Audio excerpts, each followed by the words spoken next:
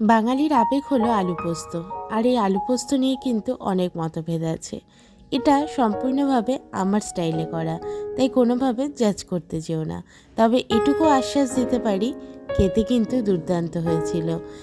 তাহলে আজকের রেসিপি বাঙালির aloo posto. Welcome back to Swarnali rehearsal. আশা করি সবাই খুব ভালো আছো, আমিও খুব ভালো আছি। চলো তাহলে ঝটপট করে রেসিপিটা শেয়ার করে নেওয়া যাক। প্রথমেই মিক্সিতে পোস্তটা বেটে নিলাম। পোস্তর সাথে দিলাম খানিকটা নুন, কাঁচা লঙ্কা ভেঙে ভেঙে দিয়েছি, আর অল্প সর্ষের তেল দিয়ে পোস্তটা ভালো করে বেটে নিলাম।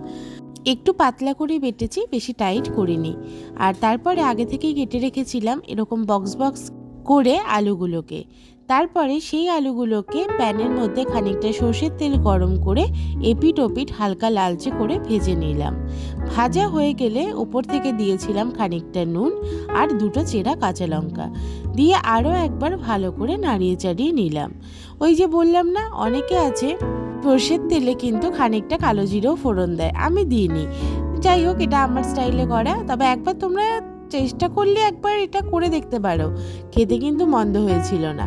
তারপর আলু ভাজা আর আলু সেদ্ধ হয়ে এলে ওপর থেকে যে মিক্সিতে পোস্তটা বেটে রেখেছিলাম সেটা দিয়ে খানিকটা নাড়িয়ে চাড়িয়ে আরও দুটো কাঁচা লঙ্কা ফেলে ওপর থেকে একটু কাঁচা সর্ষের তেল ছড়িয়ে নামিয়ে নিলেই তৈরি একদম গরম ভাতে খাওয়ার জন্য বাঙালির আলু পোস্ত। আমার স্টাইলটা কেমন লাগলো অবশ্যই জানিও। Please subscribe.